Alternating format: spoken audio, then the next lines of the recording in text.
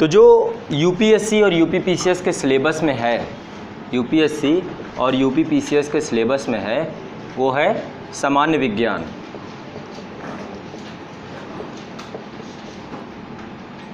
ठीक है, general science की बात कर रहे हैं यहाँ पर, जनरल साइंस की बात कर रहे हैं। जनरल साइंस और साइंस एंड टेक में अंतर होता है, जनरल साइंस एवं साइंस एंड टेक में अंतर होता है, लेकिन जनरल साइंस में भी फिजिक्स की यदि बात करें तो फिजिक्स में भी कुछ सेक्शन जो है आपका, बायो में भी कुछ सेक्शन साइंस एंड टेक का सम्मिलित हो जाता है, जैसे जैव प्रौद्योगिकी, ठीक है, अंतरिक्ष अनुसंधान, नाभिकीय प्रौद्योगिकी, ये सब जो है सामान्य विज्ञान का हिस्सा होते हुए साइंस एंड टेक का हिस्सा भी रहता है। 3 जून को यूपीएससी का एग्ज़ाम हुआ और उस एग्ज़ाम का जो हमने विश्लेषण किया उसमें हमने ये पाया कि कहीं ना कहीं पे यूपीएससी जो है वो सामान्य विज्ञान पे ज़्यादा जोर ना दे करके साइंस एंड टेक पे जोर देता है, जो कि मेंस का टॉपिक है। ठीक है, ये मेंस का टॉपिक है। इस पूरे टॉपिक को यदि आप देखेंगे, ठीक है, तो ओवरऑल कहीं ना कहीं पे आप ये पाएंगे कि सामान्य विज्ञान और साइंस एंड टेक में काफ़ी अंतर है, बहुत अंतर है।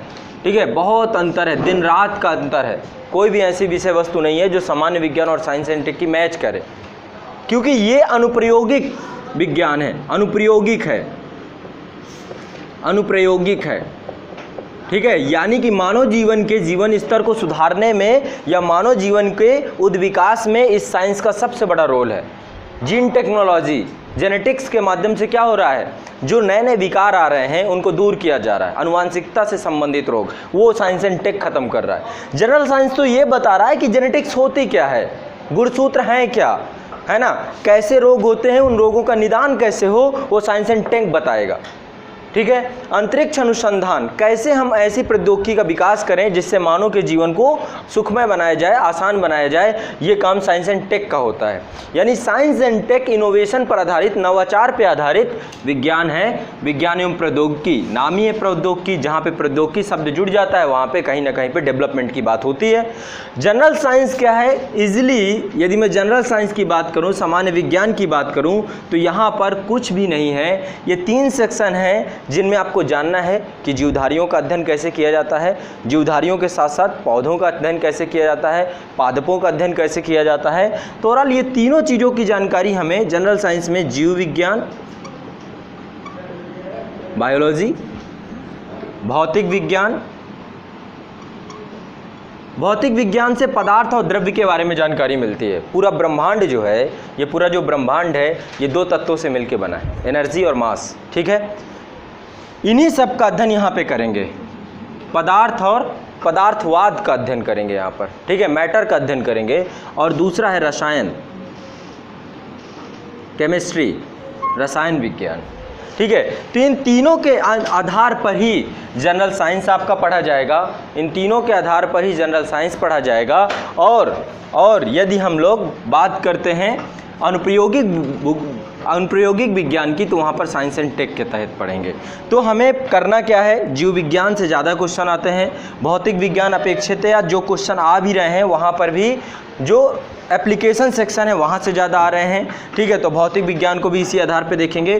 केमिस्ट्री से क्वेश्चन आ रहे हैं, केमिस्ट्री से क्वेश्चंस ओवरऑल जैसे कि कुछ क्वेश्चन मैंने देखे हैं, कुछ रूल्स आ रहे हैं, वेल्स का रूल्स, चार्ल्स का रूल्स, ठीक है, द्रवों का अड़ुगुत सिद्धांत, ठीक है, इनसे भी क्वेश्चन आ रहे हैं, या फिर आपके जीवन में संबंधित जो चीज़ें हैं उनसे भी क्वेश्चन आ रहे हैं। तो ओवरऑल ये पूरा जनरल साइंस का हमारा मेथड है, इसी के आधार पे हम तैयारी करेंगे, एक एक टॉपिक को क्रम से देखते जाएंगे। सिलेबस में आपकी यही 3 चीज़ें हैं, इसको भी पढ़ना जरूरी है क्योंकि करंट अफेयर्स के नाम पे ये भी पूछते हैं, तो ये मेंस में पढ़ाया जाएगा, अभी इसको पढ़ाया नहीं जाएगा। ठीक है, मेंस का टॉपिक है इसलिए मेंस में ही इसको पढ़ाएंगे।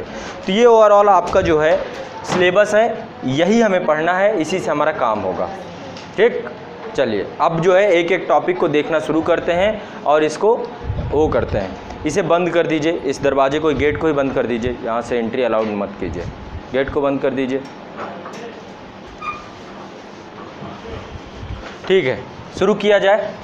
सामान्य विज्ञान में सबसे पहले इसी सेक्शन को उठाना बेहतर होगा जिससे ज़्यादा क्वेश्चन आते हैं। ठीक है, यहाँ पे किसी के साथ भेदभाव की बात नहीं है, बात है स्ट्रेटजी की। ठीक है, जिसमें ज़्यादा क्वेश्चन आते हों पहले उसे सेक्शन को पढ़ना चाहिए, बाद में उससे कम महत्वपूर्ण और उससे कम महत्वपूर्ण और बाद में। ठीक है। तो ये जो है पूरा तरीका रहेगा। जीव विज्ञान बड़े बेसिक से शुरू करूंगा। शुरुआत पहले करेंगे विज्ञान से कि विज्ञान है क्या, सामान्य विज्ञान क्या है, ये भी जानेंगे। और इसके बाद बिल्कुल बेसिक्स से मैं शुरू करूंगा एक एक टॉपिक को लेकर के। तो जो आपका सिलेबस है, सिलेबस सबने देख लिया होगा।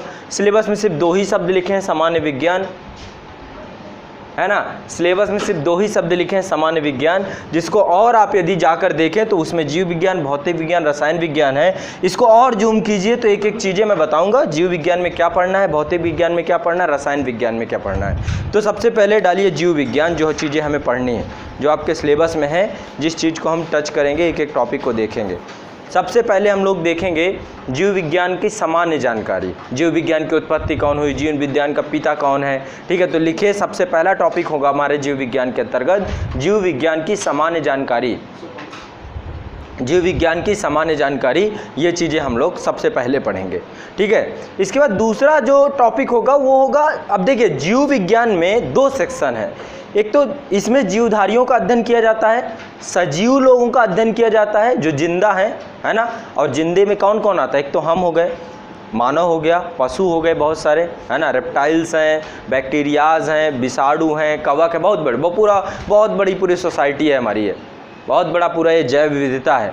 दूसरा सेक्शन आता है प्लांट्स का, पौधे भी, वो भी जिंदा हैं, है ना। जीवधारियों के जो गुण हैं वो पौधों में भी हैं, वो भी श्वसन करते हैं, वो भी गति करते हैं, है ना। तो उनमें भी सारी चीज़ें होती हैं, वो सब चीज़ें भी हम देखेंगे यहाँ पर, ठीक है। जीवधारियों को अलग पढ़ेंगे, पौधों को अलग पढ़ेंगे, दोनों में क्या। अब इसमें क्या पढ़ना है, दूसरा जो टॉपिक आपका होगा वो होगा कोशिका विज्ञान। कोशिका विज्ञान क्या होता है, जो भी होता है, जो भी जीवधारी है, उसका मूलभूत संरचना कोशिका से प्रारंभ होता है। जीवधारी की शुरुआत ही कोशिका से होती है। हमारे जीवन की मूलभूत इकाई कोशिका ही है, वहीं से हम बनना शुरू होते हैं। शुरुआत जब हमारी हुई थी तो एक कोशिका से हुई थी, और आज एक इतना विशाल पिंड बने हैं, खड़े हैं। दिन प्रतिदिन अरबों की संख्या में कोशिकाएं बनती हैं, अरबों की संख्या में कोशिकाएं नष्ट भी होती हैं। एक ही क्रम है, एक निरंतर दर बनी हुई है ना। तो कोशिका की संरचना को समझेंगे कि जो हमारा मूलभूत इकाई है उसका स्ट्रक्चर जानने की कोशिश करेंगे। उस स्ट्रक्चर में कौन कौन से तत्व हैं, जीव द्रव्य का क्या रोल होता है ना, उसके अंदर केंद्रक है तो वो क्या है। तो दूसरा टॉपिक लिखिए कोशिका विज्ञान। कोशिका विज्ञान और जीवन की उत्पत्ति, है ना। जीवन की उत्पत्ति और कोशिका विज्ञान, इसे पूरा पढ़ेंगे कंप्लीटली। अब इसमें पूरे जितने एक एक टॉपिक है, कोशिका भित्ति क्या है, प्लाज्मा झिल्ली क्या है, मैं डायग्राम से भी बनाऊंगा, जीव द्रव्य क्या है, रिक्तिकाएँ क्या है, वैक्यूल्स, ये उसमें पाई जाती हैं, पादप कोशिकाएं में पाई जाती हैं। इसके अलावा आपके सजीव कोशिकांग जैसे कि माइटोकॉन्ड्रिया, है ना, पावर हाउस बोलते हैं कोशिका का। इसके अलावा आपका गोल्जी बॉडी, गोल्जी बॉडी क्या है ये हम अलग से पढ़ेंगे।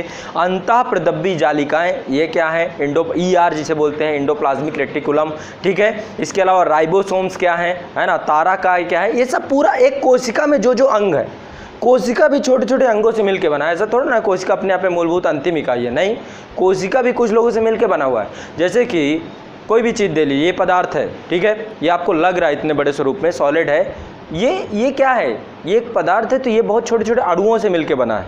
फिर अणु भी परमाणुओं से मिलकर बने हैं, और परमाणु का स्ट्रक्चर देखेंगे तो वहाँ पर भी आपको इलेक्ट्रॉन और इलेक्ट्रॉन जो है चारों तरफ सर्किल कर रहे हैं, घूम रहे हैं, और प्रोटॉन और न्यूट्रॉन उसके नाभिक में अवस्थित है। यानी कि इसकी भी मूलभूत संरचना है, इसका भी एक अपने आप में स्वरूप है।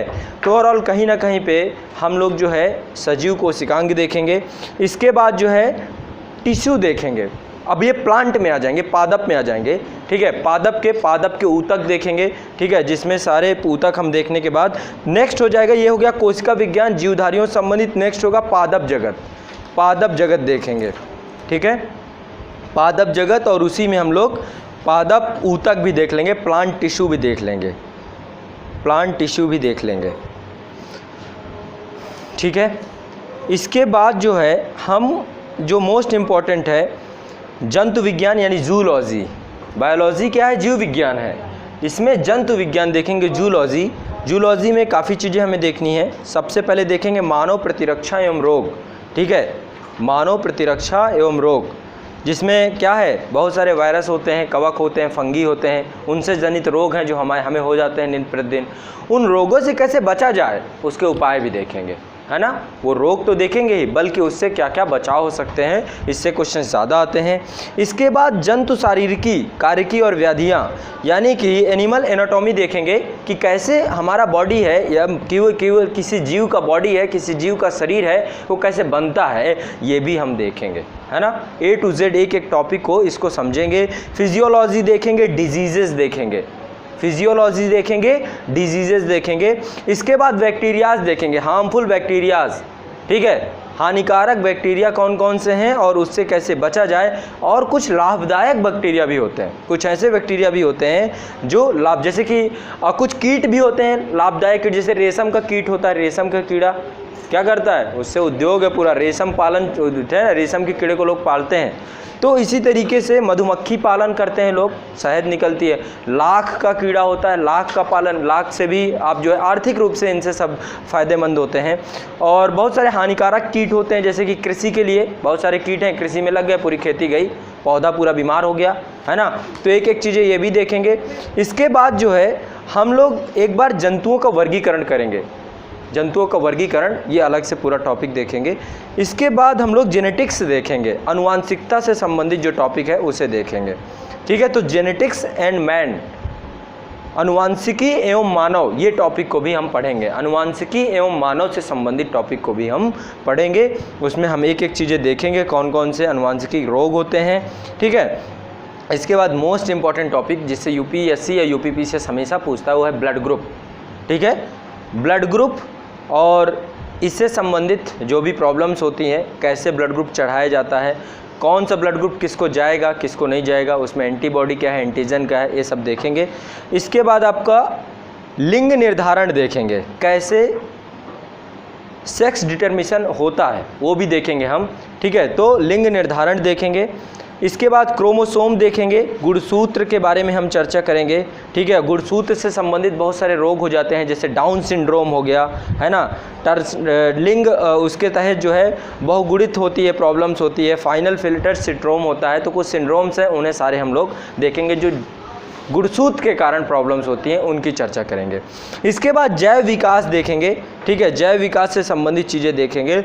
और अंतिम में ये मेरे हिस्ट्री से जुड़ा हुआ टॉपिक भी मुझे लगता है, वो है मानव का उद्विकास, यानी मानव का। मैं हमेशा जब इतिहास पढ़ाता हूँ तो मैं शुरुआत किससे करता हूँ कि जीवन की उत्पत्ति कैसे हुई, मानव का उत्पत्ति कैसा हुआ। मानव की उत्पत्ति के साथ ही इतिहास का प्रारंभ हो जाता है, वहीं से इतिहास हम पढ़ते हैं। हम बात करते हैं ना ऑस्ट्रेलियोपिथेकस, रामापिथेकस, ऐसे मानव का जो नाम था, प्राचीन पूर्वज थे हमारे। तो मानव के उद्विकास को पढ़ने के बाद संतुष्टि मुझे भी मिलेगी, मेरी आत्मा को भी ठंडक मिलेगी कि चलो जीव विज्ञान में इतिहास भी आ गया। तो थोड़ा सा इतिहास देख लेंगे और इस तरीके से ये हमारा बायोलॉजी का सेक्शन कंप्लीट हो जाएगा। ओवरऑल हम पूरा टॉपिक बायोलॉजी का इसी तरीके से करेंगे। अब बात करते हैं थोड़ा सा भौतिकी की, कि भौतिकी में क्या क्या चीज़ें हैं। मैं पर्टिकुलर 4-5 टॉपिक लिखवाऊंगा, उन्हीं पे ज़्यादा पढ़ेंगे। भौतिकी का सबसे पहले क्या पढ़ेंगे, भौतिक विज्ञान का सामान्य परिचय। भौतिक विज्ञान क्या है, किसे कहते हैं, कैसे कैसे उसमें अध्ययन किए जाते हैं, उसकी शाखाएँ, ब्रांचेस वगैरह जो भी होंगी वो भी देख लेंगे, ठीक है। फिर इसके बाद मेजरमेंट कैसे किया जाता है, नेक्स्ट टॉपिक होगा मापन, मेजरमेंट कैसे किया जाता है उसे देखेंगे, जिसमें भौतिक राशियाँ, जिसके अंतर्गत सदिश राशियाँ, अदिश राशियाँ, ये जितनी भी चीज़ें हैं ना, ये हैं बहुत इंपॉर्टेंट, इनका बहुत वैल्यूज़ है, ठीक है। ये सारे टॉपिक हम देखेंगे। इसके बाद जो है हम लोग देखेंगे यांत्रिकी से संबंधित टॉपिक, यांत्रिकी, ठीक है।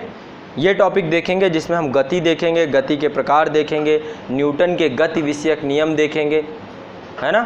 इसके अलावा केपलर का नियम देखेंगे, संवेग देखेंगे, बल आघूर्ण देखेंगे, उपग्रह देखेंगे, ठीक है, आघूर्ण सिद्धांत देखेंगे। जितनी चीज़ें हैं यांत्रिकी के अंतर्गत ये सब देखेंगे, मशीन के अंतर्गत, ठीक है।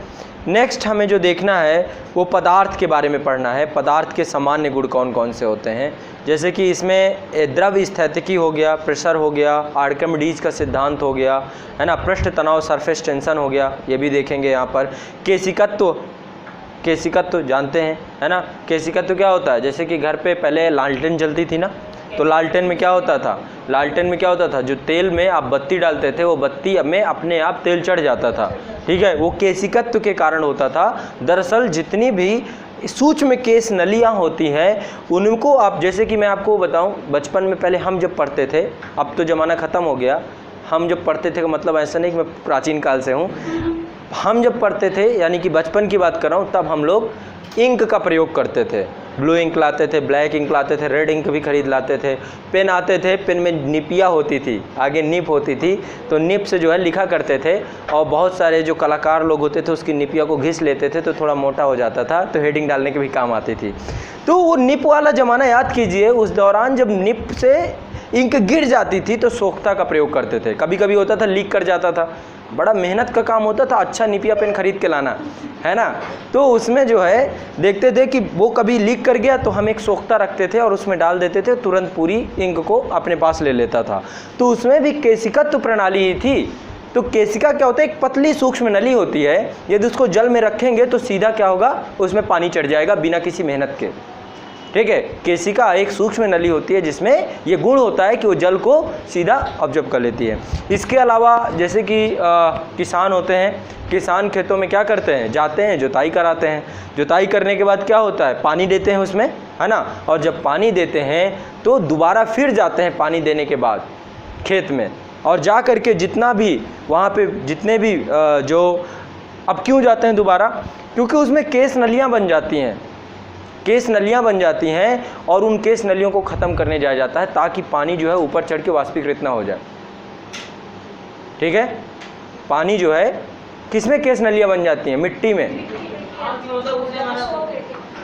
है ना। जैसे कि आप कुछ नहीं करिए, सिंपल पानी रखिए, एक इतना बड़ा मिट्टी का टुकड़ा रखिए और उसको पानी में रख दीजिए। पानी फुल मत भराओ, आपको पता चलेगा ऊपर तक पूरी मिट्टी गीली हो जाएगी धीरे धीरे।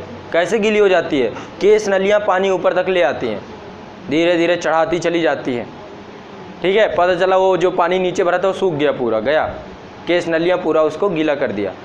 तो कहीं ना कहीं पे ये जो है टेक्निक्स हैं, सारी चीज़ें हम लोग वहाँ पे पढ़ेंगे। यही है जो फिजिक्स की यही सबसे अच्छी बात है। द्रव गतिकी पढ़ेंगे, ठीक है। पृष्ठ तनाव हो गया, प्रत्यास्था, इलास्टिसिटी पढ़ेंगे। इलास्टिसिटी में क्या है, आप जितने इलास्टिक होंगे उतना ज़्यादा फ़ायदा होगा। कोई एक थप्पड़ मारेंगे लगेगा नहीं।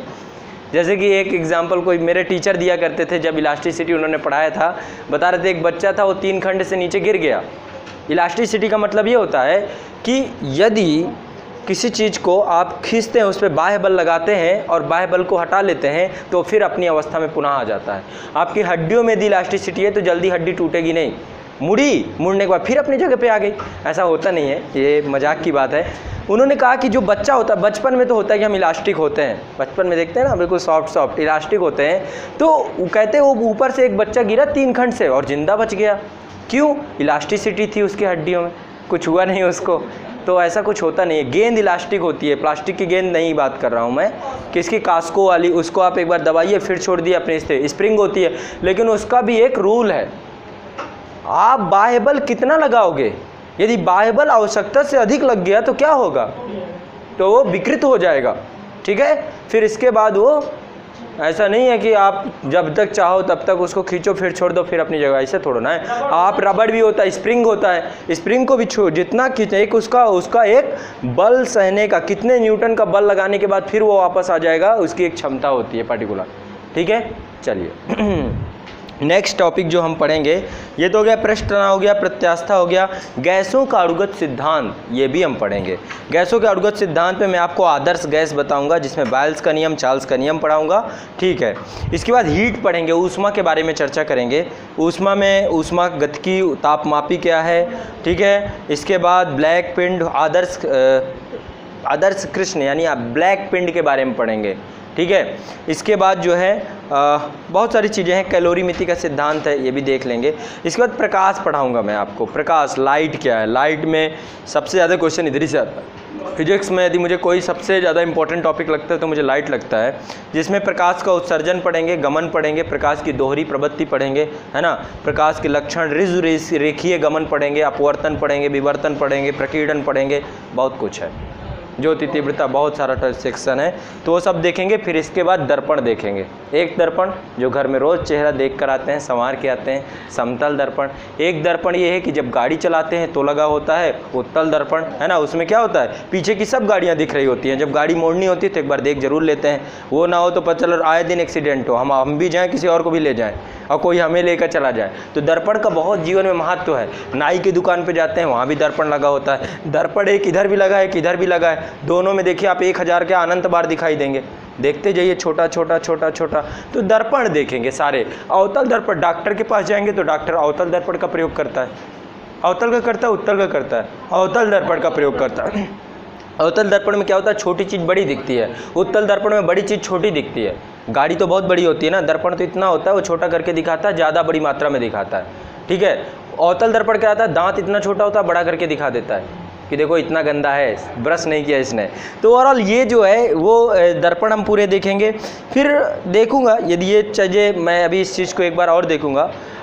आइज़, आँख के बारे में पढ़ेंगे, आँख के दृष्टि दोष, देख रहे हैं ना चश्मा का नंबर बढ़ता जा रहा है, ठीक है। आँख के बारे में पढ़ेंगे, मायोपिया क्या होता है ना, दूर दृष्टि रोग क्या है, निकट दृष्टि रोग क्या है। तो ये सब सेक्शन हैं, बहुत इंपॉर्टेंट हैं, ये सब आते हैं, ठीक है। और आपने बचपन में तो बहुत देखा होगा, आजकल तो बिल्कुल नहीं देखने को मिल रहा है, रेनबो, इंद्रधनुष, है ना। पहले बचपन में आए दिन हम लोग सुबह देखते थे, खेत के बाहर से दिखता था एक इंद्रधनुष बना हुआ। तो ये कैसे बनता है, ठीक है। इसके बाद प्रिज्म के बारे में पढ़ेंगे कि प्रिज्म से जब प्रकाश गुजरता है तो 7 रंगों में विभाजित हो जाता है। ये 7 रंग कौन से हैं, ठीक है। इसके बाद नेक्स्ट चैप्टर जो मैं आपको पढ़ाऊंगा, तरंग का पढ़ाऊंगा, तरंग, गति और ध्वनि, वेव्स, मोशन एंड साउंड के बारे में चर्चा करेंगे, जिसमें हम दोलन व तरंग, तरंग गति, दुनिया भर की जितनी भी चीज़ें हैं वो सब यहाँ पर पढ़ लेंगे। कोई दिक्कत नहीं होगी, आपको A to Z सारा कुछ पढ़ाऊँगा, इसमें प्रॉब्लम नहीं आएगी। इसके बाद मैं आपको थोड़ा सा फिजिक्स का ही एक हिस्सा है, फिजिक्स में ही साइंस का एक आ जाता है, रसायन विज्ञान भी आ जाता है। जैसे नाभिकीय भौतिकी आ जाता है रसायन विज्ञान वाले टॉपिक में, वैसे यहाँ पर भी केमिस्ट्री भी प्रवेश कर जाती है। तो उस सेक्शन को भी देख लेंगे, कोई दिक्कत है नहीं, ठीक है। अब इसके बाद नेक्स्ट सेक्शन आपका रसायन विज्ञान रहेगा। फिजिक्स के बाद हम लोग केमिस्ट्री पे आएंगे। केमिस्ट्री को 2 भागों में बांटते हैं, ऑर्गेनिक, इनऑर्गेनिक, है ना। तो अकार्बनिक रसायन की यदि बात करूं तो सबसे पहले मेंडलीव की आवर्त सारणी मुझे पढ़ाना चाहिए क्या, है, मुझे पढ़ाना चाहिए। अरे अभी तक क्या करके आए हो भाई, 10वीं 12वीं में मेंडलीव ही तो पढ़ाया जाता है, लेकिन थोड़ा सा तब भी अक्रिय गैसें क्या होती हैं, ठीक है, वायुमंडल में कौन कौन सी अक्रिय गैसें पाई जाती हैं, वो सारी चीज़ें। इलेक्ट्रॉनिक विन्यास पढ़ोगे क्या, है ना, इलेक्ट्रॉनिक विन्यास तो आता ही नहीं आता, हाँ पता चला, आप पढ़ो, ये दिन देखना ना पड़े। उत्कृष्ट नोबेल गैसेस हम लोग पढ़ेंगे, जिसमें हीलियम, क्रिप्टॉन, नियान, आर्गन, जेनान, रेडान, इससे क्वेश्चन आते हैं, ये देख लेंगे। धातु और अधातु, उपधातु, इन तीनों को देख लेंगे, धातु क्या है, अधातु क्या है, उपधातु क्या है, तीनों देख लेंगे। इसके बाद कार्बन के अपरूप देखेंगे, जैसे कि हीरा हो गया, ठीक है, हीरा हो गया, कोयला हो गया, ग्रेफाइट हो गया, ठीक है, काजल हो गया, चारकोल हो गया, कोक हो गया, ये सब देख लेंगे। लिखने की ज़रूरत नहीं है क्योंकि आप लिख नहीं पाओगे, इतना स्पीड थोड़ा ना आपके पास। इसके बाद महत्वपूर्ण यौगिक देखेंगे, जैसे जल एक महत्वपूर्ण यौगिक है, बिना जल के जीवन संभव नहीं है, तो जल के बारे में पढ़ेंगे। और कौन सा महत्वपूर्ण यौगिक है, सोडियम के यौगिक कौन है, क्लोरीन के यौगिक कौन है, ब्रोमीन के यौगिक कौन है, मैग्नीशियम के यौगिक कौन है, कॉपर के यौगिक कौन है, बहुत सारे यौगिक होते हैं, सब मुझे पढ़ोगे क्या, ठीक है, सब थोड़ा ना पढ़ाऊँगा। इसके बाद जो है कार्बनिक रसायन पढ़ेंगे, है ना, कार्बनिक रसायन यानी कि ऑर्गेनिक केमिस्ट्री पढ़ेंगे, उसमें मैं कार्बनिक रसायन का परिचय दूंगा, वो पढ़ाऊँगा। और आपको यहाँ पर एक चीज़ देखेंगे, जैसे कि हाइड्रोकार्बन्स क्या हैं, ठीक है, एल्कोहल कैसे, एल्कोहल उसका सब कुछ फार्मूलाज और उससे क्या क्या चीज़ें हैं, एल्डिहाइड क्या है, कीटोन समूह क्या है, बता दूंगा, बड़ा बड़ा इतना थोड़ा ना पढ़ते हैं। एस्टर पढ़ेंगे, ईथर पढ़ेंगे, थोड़ा थोड़ा पढ़ लेंगे। विस्फोटक पढ़ लेंगे, TNT, ट्राई नाइट्रोटोल्यूएन, ठीक है, TNT पढ़ लेंगे। गन पाउडर क्या है, डायनामाइट क्या है, RDX क्या है, ठीक है, हो सकता है भविष्य में UPSC ना हो तो।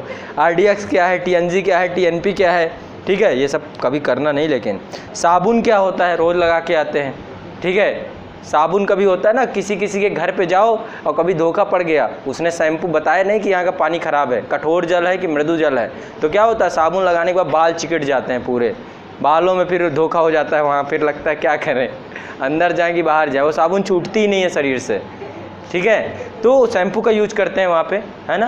तो जल के बारे में जब पूरा गुण पढ़ेंगे, और इसके बाद हम लोग साबुन पढ़ेंगे, औषधियाँ पढ़ेंगे, ठीक है, औषधियाँ बहुत सारी, केमिस्ट्री पूरी, और यही तो है, फार्मास्यूटिकल सेक्टर पूरा आपका केमिस्ट्री पे ही बेस्ड है, तो ये देखेंगे, ड्रग्स वगैरह। फिर सबसे इम्पॉर्टेंट, रोज़ खाना खाते हैं, है ना, खाने में क्या क्या होना चाहिए, संतुलित आहार क्या है, ठीक है, हमारा भोजन किससे बना होता है, क्या बसा है, बसा किसे बसा कहते हैं, किसे प्रोटीन कहते हैं, किसे कार्बोहाइड्रेट कहते हैं, किसे, है ना, विटामिन्स क्या क्या रोल है, ठीक है, तो ये सब चीज़ें भी वैसे आएंगे जीव विज्ञान में, लेकिन थोड़ा सा सेक्शन यहाँ पर भी आएगा, वो भी हम लोग यहाँ पर देख लेंगे। ठीक है, इसके बाद जो है कीटनाशक देखेंगे, प्रदूषक देखेंगे। सबसे इम्पोर्टेंट तो इन्वायरमेंट में प्रदूषण, ये संबंधित टॉपिक भी इससे जुड़ जाएगा। तो ये रहा आपका केमिस्ट्री पूरा। तो तीनों की बात हो गई, तीनों की बात हो गई, जीव विज्ञान, भौतिक विज्ञान, रसायन विज्ञान। तो आप लोग पढ़ने के लिए तैयार हो जाइए, पढ़ाने के लिए मैं तैयार हूँ। ठीक है, टॉपिक बड़े हैं, कोशिश करेंगे जल्दी जल्दी निपटाएं। इसमें दोनों का म्यूचुअल सहयोग होगा। कुछ चीज़ें बताऊंगा घर से पढ़ के आनी पड़ेंगी, कुछ चीज़ें जो होंगी यहीं पे ब्रह्म ज्ञान मिलेगा। ठीक है, वो दोनों टॉपिक को और घर से जो भी नहीं आएगा पूछ लीजिएगा आपका। ठीक है, डेली जो है जाते वक्त शाम को, ठीक है, यानी शाम को मतलब होता है 1:30 पे थोड़ा सा डिस्कशन रखेंगे कि जो नहीं समझ में आया पूछ लो, बाकी आपकी मर्ज़ी। डाउट आपको कभी हुए नहीं है, आने वाले समय में भी नहीं होंगे। ठीक है, गूंगे बहरे लोग हैं, ना सुनाई देता है और ना बोलना आता है, तो यहाँ पे डाउट के नाम पे सब गूंगे बहरे हैं। तो डाउट आप पूछोगे नहीं, मैं बताऊँगा नहीं, लेकिन बोले दे रहा हूँ, पूछ सकते हो, एज यू विश, आपकी मर्ज़ी। ठीक, तो ये हो गया साइंस। अब शुरू करते हैं साइंस को। डाउट बीच में ही हो।